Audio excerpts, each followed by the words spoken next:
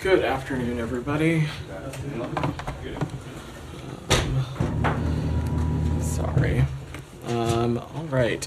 I have one very brief thing at the top, and then I'm happy to dive into your questions. So, the State Department's acting special envoy for critical and emerging technology, Seth Center, and the National Security Council's Tarun Chhabra will lead an interagency U.S. delegation to discuss the risk posed by advanced forms of artificial intelligence with the People's Republic of China on May 14th in Geneva, keeping lines of communication open on the risks of the technologies that are transforming our world is an important part of competing responsibly. This is something that was discussed on the Secretary's recent trips to the PRC as well. The U.S. is committed to advancing safe, secure, and trustworthy AI around the globe. As the President said in his speech to the UN General Assembly in 2023, we will continue to demonstrate responsible leadership by engaging with global leaders to ensure we harness the power of AI for good while protecting our citizens from its most profound risks. Daphne, you want to kick us off? Great, thanks. Has the Secretary had any more conversations with Israeli counterparts since yesterday? I saw the readout of his conversation with Israel's defense minister. Can you provide any more detail on what they discussed as well? The readout didn't go beyond the usual lines. I don't have any additional calls to read out beyond saying that we engage with our partners in Israel regularly around the clock, but I don't have anything else to preview at the moment. And what has the tone of these latest conversations been? Well, we have been pretty clear, both publicly and privately, that as it relates to a potential military operation in Rafah, that we would be opposed to one that does not address our very serious concerns about humanitarian aid, about the more than 1 million people who are seeking refuge, as well as Rafah being a region that is key to the facilitation of the safe departure of foreign nationals. And so we are continuing to have conversations about that, continuing to have conversations about ensuring that every measure possible is pursued to ensure the increase of flow of humanitarian aid so that more aid can get into Gaza. And we're continuing to discuss areas in which we can continue to collaborate to ensure the defeat of Hamas and that the October 7th terrorist attacks can't be repeated. Has Israel provided any assurances to the U.S. that the operation in Rafah will remain limited? So again, we have yet to see a credible plan for a military operation in Rafah that addresses the areas of concern that I just laid out. And you say you haven't seen a credible plan, but how much detail does Israel provide on its plans in its conversations? I'm just not going to get into that level of specificity of our diplomatic engagements. And then I just have one more on Gaza, sorry. There's some footage on social media reportedly showing protesters blocking trucks carrying humanitarian aid into Gaza at the Turkumia crossing and damaging its contents.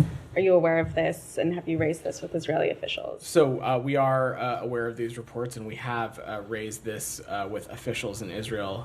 You saw in the Secretary's readout of some calls that he had last week of this being raised as well, but I will reiterate it here. It is our strong view that aid cannot and must not be interfered with. We have raised this incident with the government of Israel, and we expect them to take appropriate action. Sean, go ahead. Sure. Can I go to the memo that was released on Friday at the SM20? I'm sure lots of people have questions on it. In it, the State Department says it's reasonable to assess that there could be violations, but of course saying not that there's no evidence of it. If it's reasonable to assess that there are violations, how does this affect State Department planning going forward? Should there be greater concern, greater restrictions potentially on weapons going forward? So there's no policy change to announce, Sean. What the report makes clear is that first, to take a little bit of a step back, the report makes clear that this is a very complex and complicated battlefield. It is a very dense and urban setting. We are also dealing with a belligerent, in this case Hamas, that has a clear track record and history of co-locating itself with civilians and civilian infrastructure, using civilians as human shields.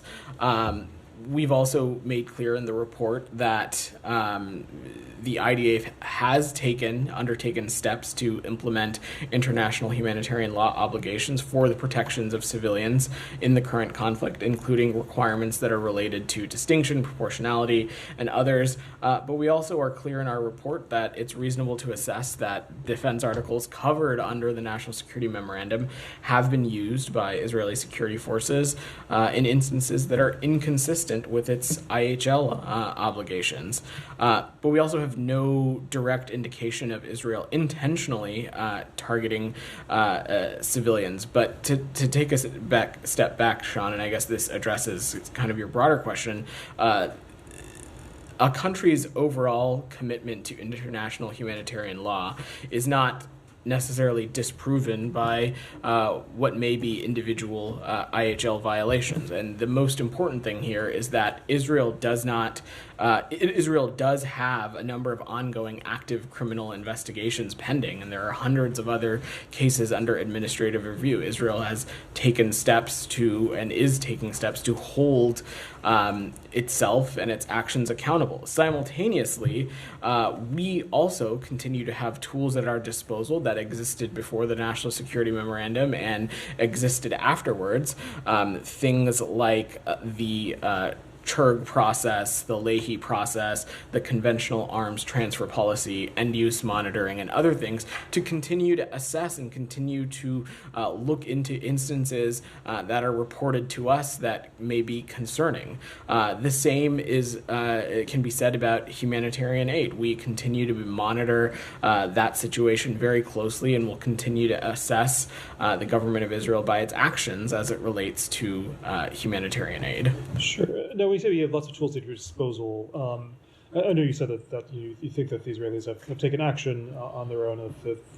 In the State Department's view, there's no intention there. But if it's reasonable to assess there have been that things have gone against the spirit of international humanitarian law, is there more that can be done? And particularly with this, if it's a question of not actually having evidence of it, will the State Department continue to probe and see if there's So we'll continue to look at the circumstances on the ground as we have prior to the National Security Memorandum was even signed. It's important to remember that the NSM did not outline or create any new parameters or mechanisms. Really, it was another assessment tool, and the tools that we have at our disposal will continue to exist. But again, Sean, it's important to remember that given the nature of what is happening on the ground, and given the nature of Hamas's track record of co-locating itself with civilians, using civilians as human shields,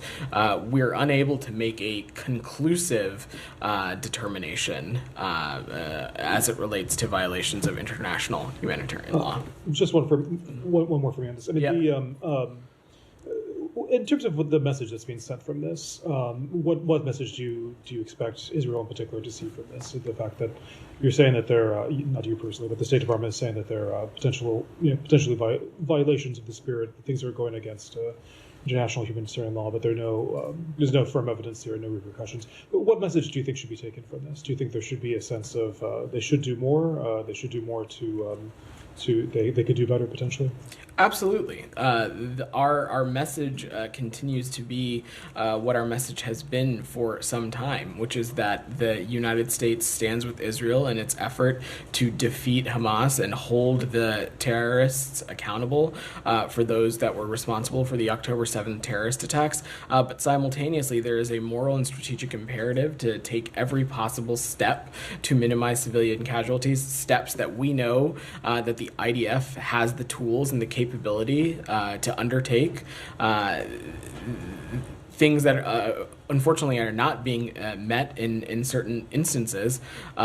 But simultaneously, that this is also a belligerent that is using civilians as human shields, and therefore we've not been able to come to any kind of conclusive conclusion on this. And on the humanitarian aid front, we'll continue to press all regional partners, including the government of Israel, to do everything we can to get more humanitarian aid into Gaza.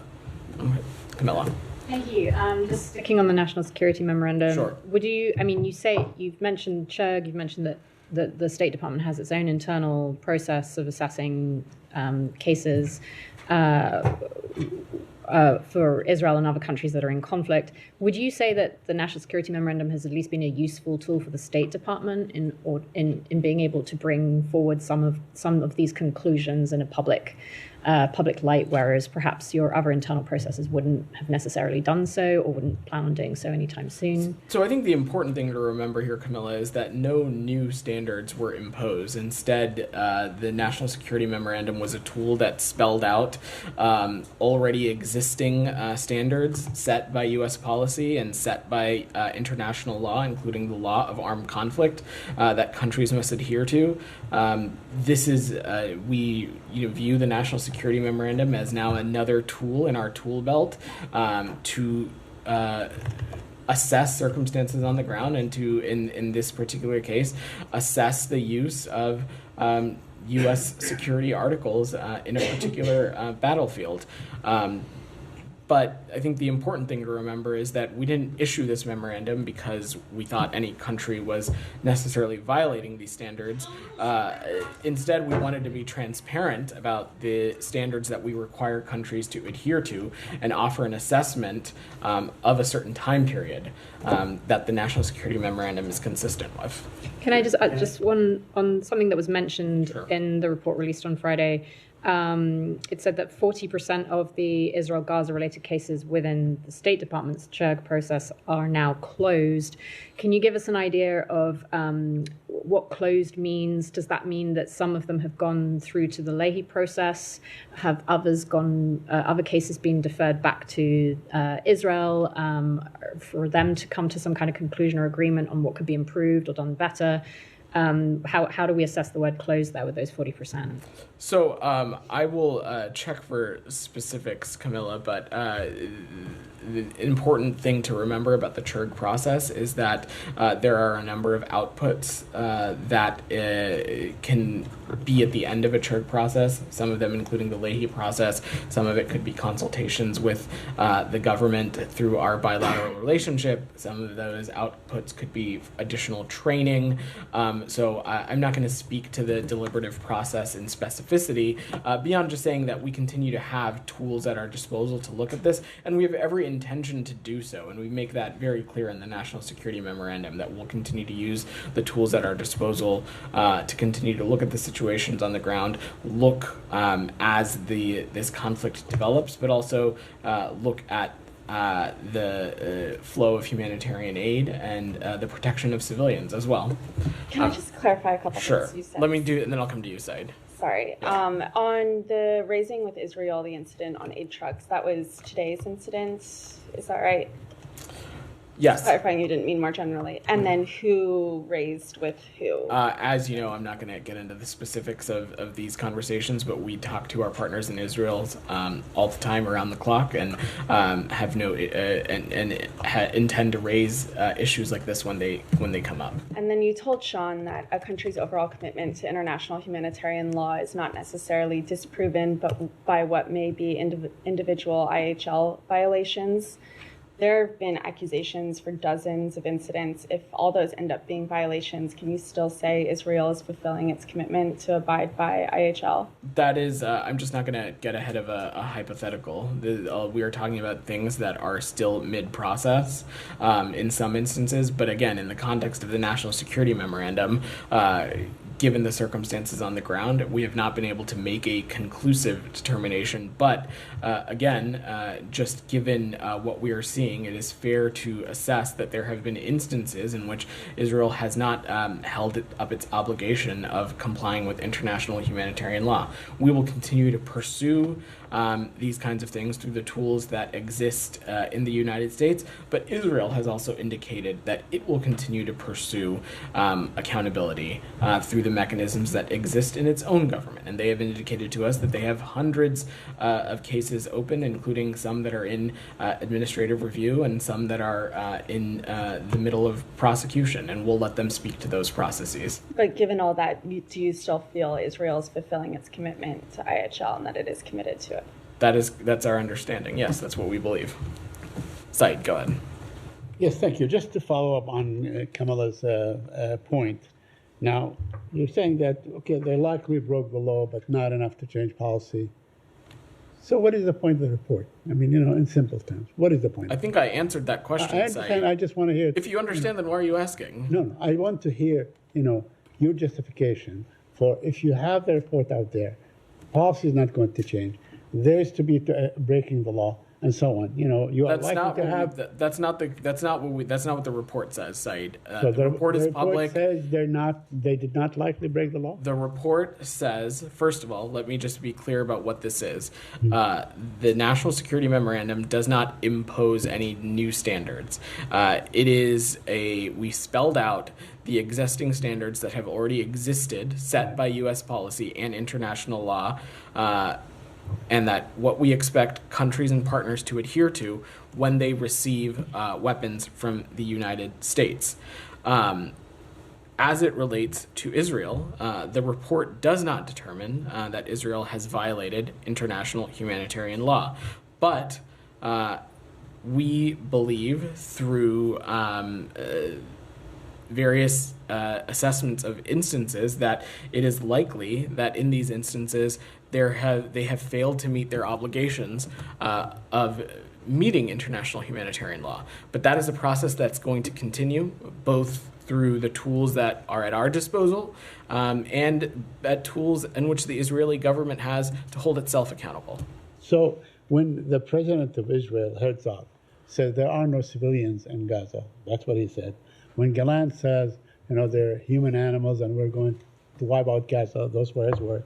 When the Prime Minister of Israel, Netanyahu, says the Amalek spare no one, kill the children, do all that, that is not enough evidence that they were planning. They were planning. As upsetting as it might be for you, this is not a report on rhetoric. Okay. Okay. This is a report on the facts on the ground, and the facts on the ground are there are civilians in Gaza. Right. So I would dispute with anybody making that claim. Yeah. But two, what we're talking about is what the facts are, and the facts are that we are dealing with a belligerent that uses civilians as human shields, has a long track record of co-locating itself with civilians and civilian infrastructure. And thus it has not been possible to make a conclusive assessment. However, we do not determine that Israel has violated international law, but what we are saying, Said, is that one, Israel has had to confront an extraordinary military challenge, but that simultaneously it is reasonable to assess that Israeli security forces since October 7th, there have been instances that are inconsistent with its international humanitarian law obligations. And the United States will continue to look at instances on the ground through the tools that are at our disposal. But also, our partners in Israel have indicated to us that they will continue to take steps to look into this through their own system as well. Mm-hmm. Let me just a couple more questions, if you indulge me. The president said yesterday, I mean, we're talking about the negotiations and, is there a deal in the offing or no deal? The president said that Hamas could have a ceasefire now if they wanted to, if they release the hostages. But there was a deal, basically the American deal, to which Hamas agreed, that would have done this last week or 10 days ago and so on. But it was rejected by Israel. Isn't that the case? That's absolutely not the case. Not the case. So what is the case? Again, over the course of this, it has been very clear that Hamas has continued to move the goalposts on this, and will reiterate what you've heard many others say from up here, including the secretary, that this conflict could be over yesterday if Hamas simply came out of the tunnels, laid down its arms, or at minimum took the deal that had been on the table for quite some time. We're going to continue to work at this. We continue to think a ceasefire is possible, one that is coupled with the release of hostages and additional humanitarian aid. So the ball now is in Hamas's court. That is correct. It has always been in Hamas's court. Always been. Okay, one last thing. I don't know if you saw the CNN report on the prisoners. You know, they strapped down, blindfolded, held in diapers.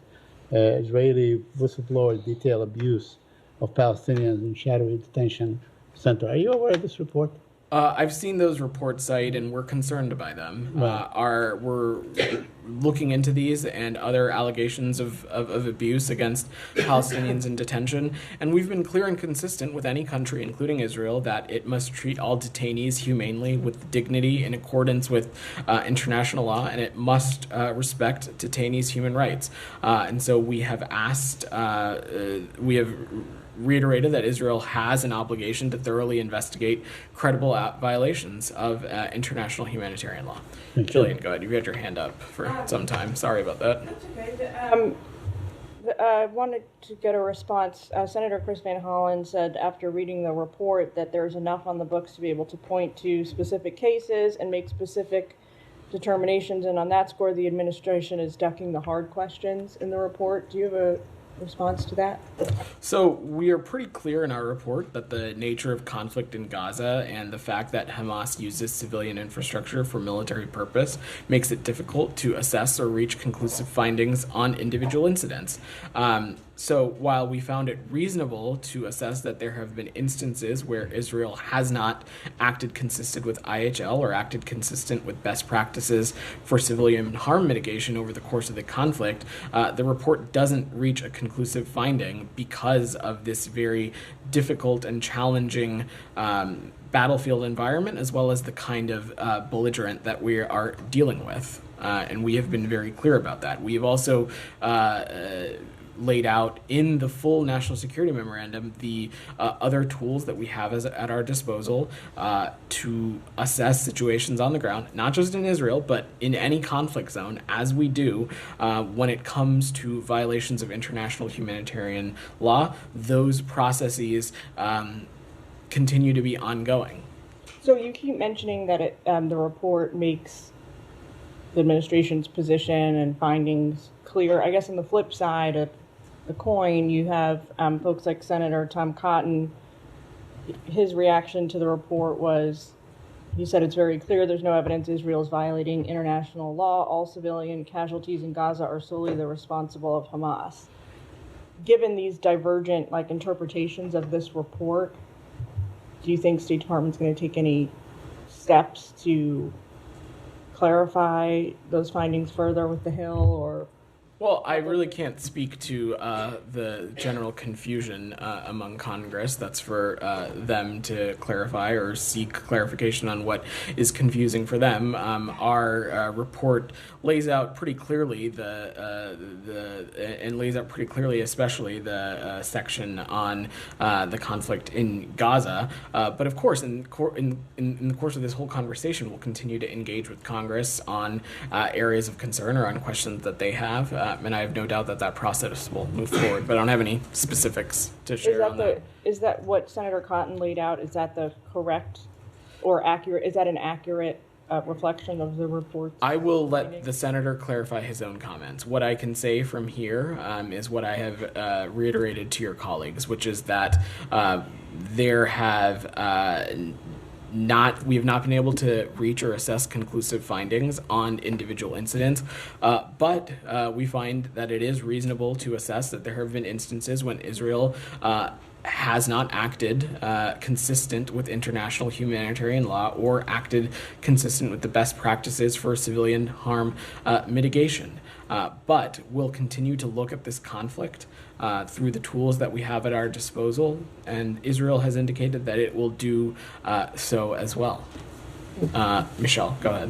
Do you have an update on Rafah crossing? Did you ask Israel to open it, and you support an American company to manage it or to control the So we certainly want it to be open, Michelle, for reasons that you've heard me talk about a great time before. One, just Rafah is a region that more than 1 million people are seeking refuge. It is a region that is an important conduit for humanitarian aid. It is the Rafah crossing is the crossing for foreign nationals to safely depart Gaza. Unfortunately, this is not a border crossing that the United States controls, but we are continuing to work around the clock with the government of Israel, with the government of Egypt, on whatever we can do to make sure that Rafah gets open.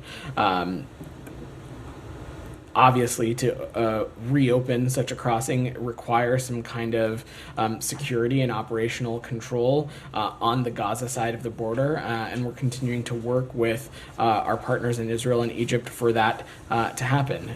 Kerem Shalom is open, and we are, in the meantime, trying to maximize as much input through Kerem Shalom as possible, but fully acknowledging that that is not enough and that we need to see Rafah reopened as soon as possible. Did you get any promise from Israel? So this is something that we're continuing to work with them and work with them directly on. I don't have any updates. And on an American security company to control the crossing, do you support that? I don't have any assessment to offer on that, but beyond saying that I think the President and the Secretary of State and the Secretary of Defense have been pretty clear that we're not going to see American boots on the ground in Gaza. Private company, the government. I'm just not, this is the first time of hearing such kind of talks, Michelle. I don't even know if that is a real thing being considered, so I don't have a comment for you. Yeah, go ahead. Can you give us an update on the number of American citizens who might still be in Gaza and want to come out, particularly given Israel's start of its operation on Rafah? So I don't have an update on specific numbers, Camilla, but this is a fluid and quickly evolving situation. So far, over the course of this conflict, we have assisted over 1,800 U.S. citizens, legal permanent residents, and family members to depart Gaza through Rafah, entering into Egypt, as long as for when the crossing is open, we expect those numbers to continue to grow. Yeah. Ryan, go ahead. That there are 2 medical missions of American citizens, doctors who are at the European hospital in Khan Yunis facing dehydration. At least one of them is on an IV drip now. Our understanding is that relatives have been in touch with the State Department, U.S. administration. Is there anything you can say about efforts to get them out? And was the UN vehicle that was on the way to the European hospital part of those efforts?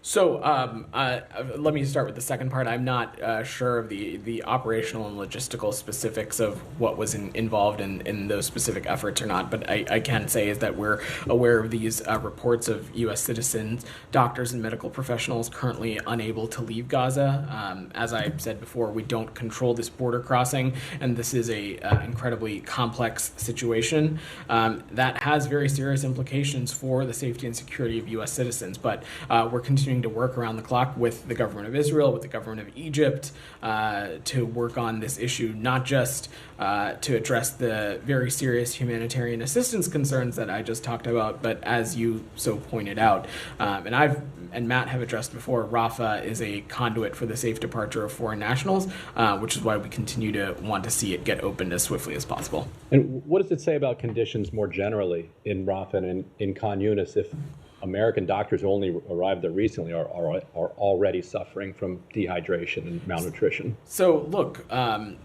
we have not been unambiguous about the humanitarian situation in Gaza. It is a crisis.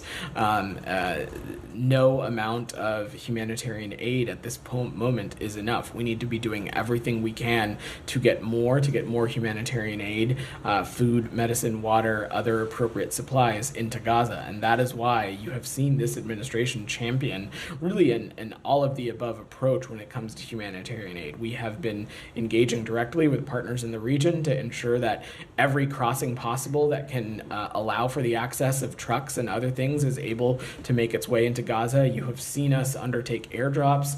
You've seen our partners in Jordan undertake airdrops, and we're continuing to press and hope that this maritime corridor is a conduit, and we believe that will be the case very soon as well. Go ahead, Rabia. Thank you. Yeah.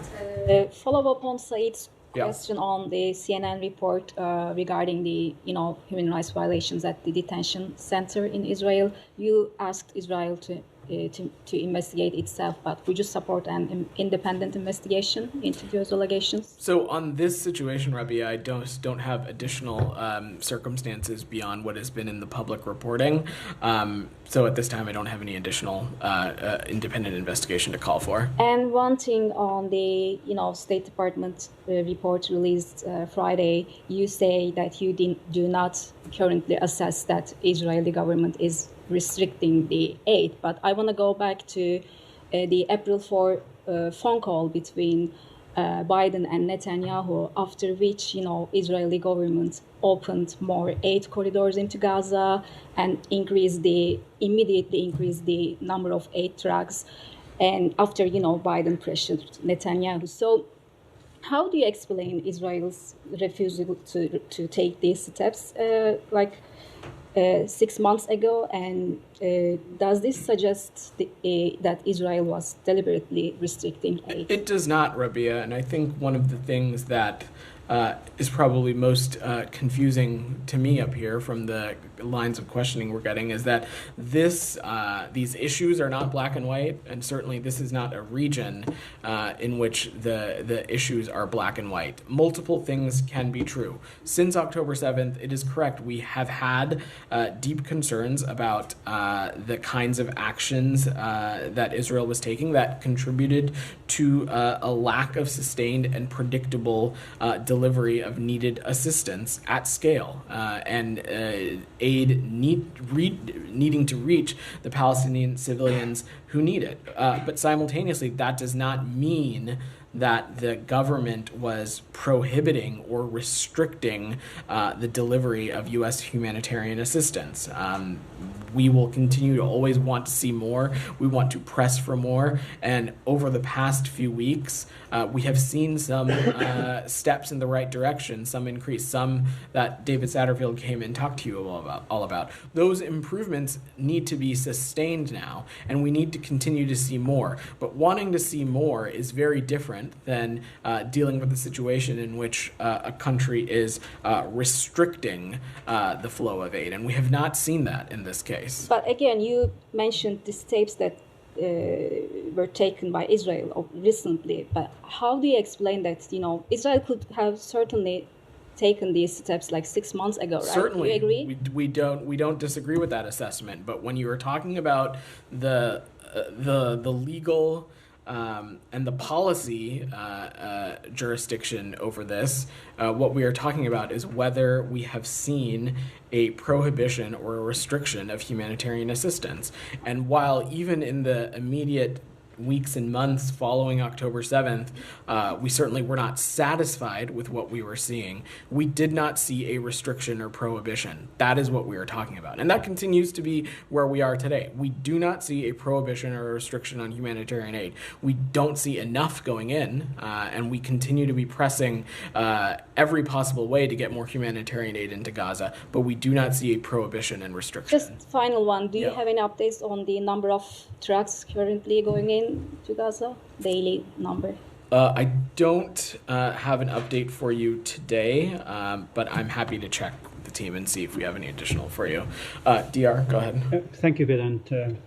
A question on Iraq. Iraqi Prime Minister. Can I come back to, I think there might be a couple other Gaza questions, and I'll come back to you. On Gaza? Yes. Yeah, go ahead. The UN has lowered the estimate of women and children who've died in Gaza. Does the U.S. have confidence in those numbers? So I'll let the UN speak to any revised number that it is assessing. Our urge has been clear that every step possible needs to be taken to protect civilians and adhere to international humanitarian law to prevent further loss of life. Candidly, and any loss of life, particularly of innocent civilians, is tragic. It's heartbreaking and unacceptable to us. But the U.S. does not have its own estimate. This is something we've talked about before. There is not, aside from the Gazan Ministry of Health, there is not another metric or count out there when it comes to the deaths that have transpired in Gaza. Just a caution. This report attributed to the UN seems to be false. Just so you know. Pardon me, Said? This report attributed to the UN seems to have no veracity. I will let the UN speak to that. Again, I'm just bringing that up so people are aware. Thanks for your clarification. Go ahead in the back. On Gaza? On Gaza, yeah. Go ahead. You say there are instances where the Israelis have acted which are not consistent with international humanitarian law, but you can make no definite conclusion. A lot of people will be asking, where's the gap? Why can't you make a definitive conclusion? And is it a political gap rather than a legal gap? It is absolutely not a political gap. It is a gap rooted in the circumstances on the ground and the kind of belligerent that we are dealing with. We are unable to make a conclusive determination because of the kind of hostilities that the Israelis are engaged in right now. We are dealing with the belligerent Hamas, a terrorist group that has a long track record of co-locating itself within hospitals, schools, apartment buildings, other kinds of civilian infrastructure, using civilians as human shields.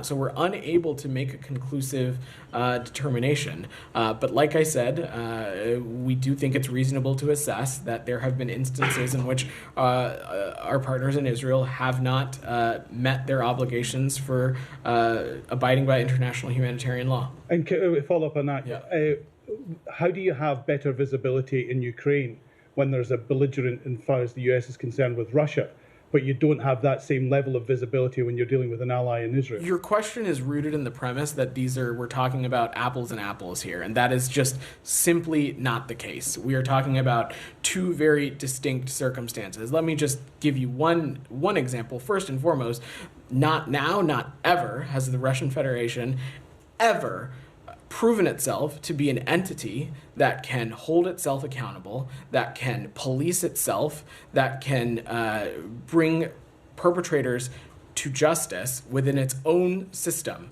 Israel, on the other hand, is taking steps consistent with its own system to hold people accountable, to bring people to justice. I will just point back to the World Central Kitchen tragic incident. In the immediate days after that, you saw the government of Israel take appropriate action as it relates to a number of officers within its own Israeli security services. We have never seen the Russian Federation do something similar. Your question is rooted in the premise that Israel and Russia are somehow the same, which they absolutely are not. And if we want to talk about this, let's talk about how Hamas is, again, co-locating itself within civilian infrastructure, co-locating itself in places like schools and hospitals, using civilians as human shields. I will say that there is so much space and so much night and day between the Ukrainian army and Hamas, but that's not something the Ukrainian army is doing. So I appreciate that people in the media enjoy making this comparison between Israel and Russia and the conflict in Ukraine and the conflict in Gaza, but we're not even talking about apples and oranges. We're talking about apples and candy bars. So we're talking about two enemies, different. We also seem to be talking about enemies and allies. We are talking about two very distinct and different circumstances on the ground that are not even comparable. May I follow up on that? Go ahead. But his question was not about what the Ukrainians and Russians are doing or the Israelis and Hamas are doing. His question was about your visibility. How could you have our visibility into whether a government has the ability to hold itself accountable is absolutely something that plays into this. But it's not about the government of Israel, the government of Russia. How could you have eyes in Ukraine to determine? Because technicality, I think what you mean by violating international law that you have to prove intent. This is the standard, right? Intent to violate. But how did you have the intent, to find the intent with the Russian army to violate international law when you concluded that the Russian army did war crimes in Ukraine, and you couldn't find that with your allies? So, again, we are talking about two very different and distinct circumstances, and the things that we are seeing in Ukraine, the things that we are seeing Russian security forces do in Ukraine, mass executions, things like Bucha, the conscription and the forced relocation of children, it is I am not at all saying that Gaza is not in crisis and it is not a humanitarian major area of concern. But these are two very different and distinct circumstances, and the actors in both of these situations could not be more different. And again, a big piece of this is that we have never seen the Russian Federation try and hold itself accountable, to hold its security services accountable, to bring perpetrators within their own system to justice. And we have seen and we have heard from our Israeli partners that they are doing so. Sorry, one more quick question on this. So was this an independent US investigation to decide whether or not Israel had broken international humanitarian law, or was this a US investigation aided by the Israelis? The Israelis were not involved in the production of the United States' National Security Memorandum. That's not an answer to the question. Go ahead. Go ahead. Can we move to another topic? I think there's probably a couple other questions on Gaza. Go ahead. On Friday, the UNRWA shut down its office in occupied East Jerusalem because of 2 Israeli arson attacks. The Israeli police and fire departments didn't come out to put out the fire. It took a long time for them to come out, and the employees of UNRWA had to put out the fire while Israeli mobs were outside chanting with sticks and throwing rocks at the UNRWA employees. Israeli police said that they couldn't prosecute because it was apparent to them that these were minors that did this, these arsons. And they said that according to Israeli law, they do not prosecute minors. Do you have anything on this? I have a follow-up to this, but are you aware of this? I'm not aware of this report, and I would defer to local officials and authorities to speak to this. What I can say is that any kinds of actions like these certainly are not helpful for peace and stability in the region. They take us further away from a two-state solution, which has continued to be this administration's goal. I will say UNRWA continues to be an important humanitarian player in the region and a key distributor of humanitarian aid, and one that does important work. But this is a largely localized issue. I don't have any. Well, it's UNRWA, but now on the other hand, the government of Israel has a policy of detaining minors, Palestinian minors, in the West Bank. Between 400 and 600 are the estimates every single year. And my question is, given this difference, which many international humanitarian or human rights organizations say that Israel is an apartheid state and is practicing apartheid in the West Bank and in Gaza and in Israel itself, how does the United States not acknowledge this apartheid when it's very, very obvious that there are 2 different treatments of minors? When it comes to detention, we have been clear with our partners in Israel that they need to abide by international humanitarian law, and human rights need to be protected when it comes to its detainees. But the decision of prosecution or not, or how our partners in Israel or the PA or otherwise, or any entity, how they choose to enforce their local laws, I'm just not going to get into that. But I mean, it's a consistent practice. It's not something that happened one time or two, over years, many years. It's very consistent and obvious. And again, I'm not going to speak or comment on this specifically. What we have been clear about is that actions like these, they detract from our ultimate goal of peace and stability in the region and getting us towards a 2-state solution. I'm going to work the room a little bit. Go ahead in the back.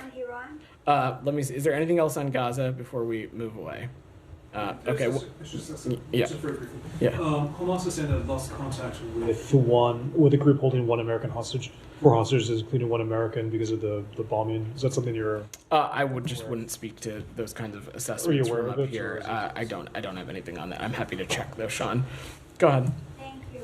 It seems that the Iranian nuclear ambitions is getting more momentum at the moment inside the country. The Supreme Leader's senior advisor, Mr. Kamal Kharazi, recently has said that in the face of threats by the enemy, referring to Israel, the Islamic Republic will have no option but to change its nuclear doctrine.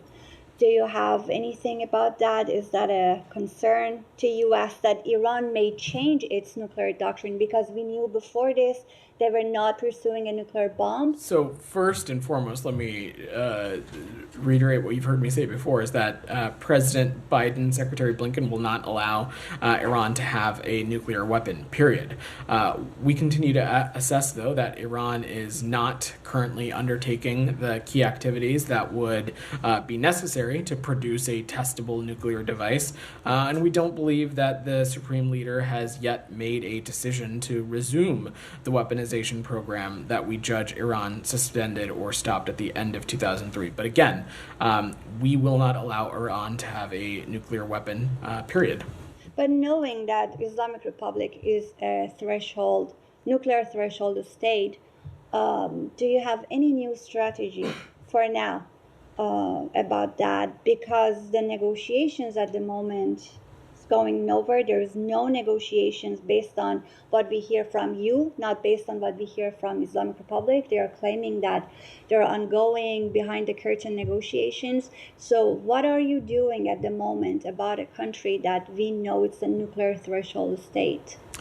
So let me just say this, that we have ways of communicating with Iran when it's in our interest. I'm not going to comment on them, but I will just reiterate that we will not allow Iran to have a nuclear weapon, period. And I'm just going to leave it at that for now. DR, go ahead. Thank you.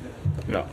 As you know, the Iraqi Prime Minister has requested the Secretary General of the United Nations to end the United Nations Assistant Mission to Iraq UNAMI by the end of 2025, and saying it's no longer needed because Iraq has made significant progress towards stability. But what's your comment and position on that? And do you believe that now it's time to end the UN mission in Iraq, as there's a lot of issues has not been solved, like the disputed areas, disputes between Erbil and Baghdad, and also risks of militia groups that becoming stronger and gaining more power in Iraq? Thanks for your question. So the UN assistance mission for Iraq, that was a mandate that was established back in 2003.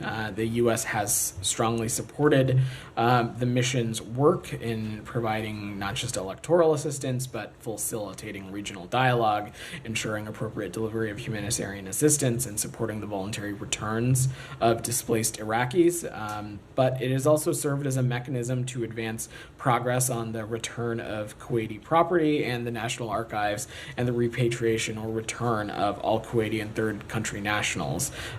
So we are working with the government of Iraq and fellow Security Council members to ensure an orderly and responsible wind down that meets not just the needs of the Iraqi people, but also maintains progress towards the final resolution of outstanding issues between Iraq and Kuwait. And may I ask a question on China and U.S. meeting in Geneva? Yeah, does that meeting in Geneva with the Chinese on AI, it's to voice concern about where they pose threats to U.S. national security, or there will be discussions with the aims at promoting technical collaboration on frontier research between the U.S. and China? I'm going to let these conversations happen first, and then I'm happy to circle back and give you a sense of what was discussed. Alex, go ahead. And then I'll come to you, Sean. I'll get a couple. I'll come back to you. Go ahead, Alex. Thanks so much to you both. Just very quickly on Ukraine, then I want to discuss Georgia, if I may. What is assessment of the last 24 hours in Ukraine, the situation on the ground? This new offensive towards Kharkiv, is that the new target, the ambition to retake the city, if you think, and if it requires any pulse update on it? So Russia continues to press its aggression, and we anticipate that Russia will attempt to press forward within Kharkiv as well. And it's possible that Russia will make further advances in the coming weeks. But we do not anticipate any major breakthroughs, and over time, the additional influx of U.S. assistance and continued support from partners will enable Ukraine to continue to withstand this kind of aggression. We continue to feel strongly that Ukraine retains the key advantages in this fight, and its military remains a brave and effective fighting force that is imposing significant costs on the Russian military. Thank you. Moving to Georgia, if I may. What is the State Department's characterization of the events in Tbilisi in the past 24 to 76 hours? And given the fact that they are going to vote, for the final vote is going to happen tomorrow, what will the next 24 hours look like in your opinion? So, Alex, I think this is the common through line here is that the kind of actions that we're seeing, they are inconsistent with the self-stated aspirations of the Georgian people, not something that other countries or the United States are saying, but the self-stated aspirations of the people of Georgia. More than 80% of the, sorry, not 80 people, more than 80% of the Georgian people want EU membership. We support that aspiration, and we urge the government of Georgia to continue on a path of EU integration, and one that's consistent with that. The Georgian government has said that it wanted to join the EU and have a relationship with transatlantic alliances such as NATO. But this kind of legislative activity that's being pursued, this kind of government action, its current activity, it is inconsistent with those stated goals. I mean, given that, and given it's clear that the GD government, Kremlin-backed government, is departed from that aspiration, don't you think that your messaging, there's a messaging crisis here. You are urging them not to do it because it's going to damage the U.S. European relationship with the GD, which is their goal. One would argue, without suggesting any real consequences. Well, Alex, we're certainly not going to preview any kind of consequences or actions publicly. That's not how we've gone about it. But we think that raising alarm of these kinds of actions is certainly enough of a fire alarm, we hope, and we'll continue to consult closely with our partners in Europe on this. Can you tell us anything about the two American citizens that have been illegally detained and brutally beaten by the GD government? So we're aware of those reports, Alex, of U.S. citizens detained in Tbilisi. Whenever a U.S. citizen is detained abroad, we stand ready to provide all appropriate assistance. But given privacy considerations, I'm just not able to talk more about this. Has the embassy reached out to them? Again, given privacy considerations, I'm just not able to talk more. Sean, go ahead. Maybe just briefly to expand on that. I mean, are you explicitly calling on Georgia not to go ahead with the foreign interference law? So that ultimately is a decision for the Georgian government to make, but what we are saying is that this kind of law, not only is it inconsistent with their own aspirations, it is in fact consistent with the kind of repressive legislation that we have seen come from other regimes, whether it be the Kremlin or otherwise. Speaking of the Kremlin, do you have any analysis, perspectives, commentary on the shakeup at the Kremlin? Shoigu, the longtime defense minister, being shifted and having a technocratic economy. So I've seen the reports of the reshuffle in the Kremlin, Sean. Our point of view is that this is further indication of Putin's desperation to sustain his war of aggression against Ukraine, despite it not just being a major drain on the Russian economy and heavy losses of Russian troops, with some estimates as high as 315,000 casualties. The Kremlin's mobilization of its war of aggression against Ukraine has caused so many families in Russia to suffer. And Russia started this unprovoked war against Ukraine. Putin could end it at any time by withdrawing its forces from Ukraine, instead of continuing to watch brutal attacks on the Ukrainian people every day. I could expand on that, but just in the interest of time, a completely different topic. Yeah. India and Iran. India signed the Chabahar port in Iran, a deal to develop for 10 years. This, of course, is seen by India as a counter to the Chinese-built port in Pakistan. Does the U.S. have any view on this, particularly considering the U.S. relationship with Iran? So we're aware of these reports that Iran and India have signed a deal concerning the Chabahar port. I will let the government of India speak to its own foreign policy goals vis-a-vis the Chabahar port, as well as its own bilateral relationship with Iran. I will just say, as it relates to the United States, U.S. sanctions on Iran remain in place, and we'll continue to enforce them. Does that mean including against Indian firms potentially? So broadly, Sean, you've heard us say this in a number of instances. Any entity, anyone considering business deals with Iran, they need to be aware of the potential risk that they are opening themselves up to and the potential risk of sanctions. So there's not an exemption for this specific? No. Just one on Brazil. Yeah. With the severe flooding in South Brazil, there's reports that the weather is set to get worse. I saw that the State Department had issued a release saying that the U.S. stands ready to help. Is there any action that the U.S. has taken at all towards assisting hundreds of thousands of people who are affected, who've been displaced from their homes? And has the Lula government reached out at all to ask? So I don't have any conversations to read out. We're continuing to engage within our interagency and other partners. We stand ready to support the Brazilian government and the Brazilian people. We stand ready to assist them, but I just don't have anything to preview or announce at the moment. Daphne, go ahead. There's reporting that the U.S. ambassador to Germany has informed colleagues that she'll be returning to the U.S. this summer, leaving a major vacancy. Can you confirm this, and are you concerned about this vacancy? I don't have any personnel announcements to get into right now. Go ahead. Thank you. If I may ask two questions about Assistant Secretary of State Donald Lu visiting this morning Bangladesh. The first thing I want to ask, is there any specific reason why on this third visit to Bangladesh within 17 months, Assistant Secretary is not holding meeting with any political party leaders, unlike his previous two visits where he engaged with various political parties, including BNP? Has the United States shifted this position on internal political matter in Bangladesh? It has not. A lot of factors go into who our government officials meet with or not, the schedule, time of day, lots of other things. Assistant Secretary Lu is on a swing through a number of South Asian countries, specifically India, Sri Lanka, and Bangladesh. He is there to strengthen bilateral cooperation with each country and to demonstrate U.S. support for a free, open, and prosperous Indo-Pacific region. In Bangladesh, he will meet with government officials, civil society leaders, and other Bangladeshis to talk about deepening our U.S.-Bangladeshi cooperation, including deepening our economic ties and ways that we can collaborate further to address climate issues. Go ahead. You had your hand up in the back. Yeah. All right. Thank you. Yeah. My name is Malahat Najafova. I am from Azerbaijan State News Agency, and my question is about the Azerbaijan and Armenian foreign ministers meeting in Kazakhstan. And did you have any communication with the sides about the results of the meeting?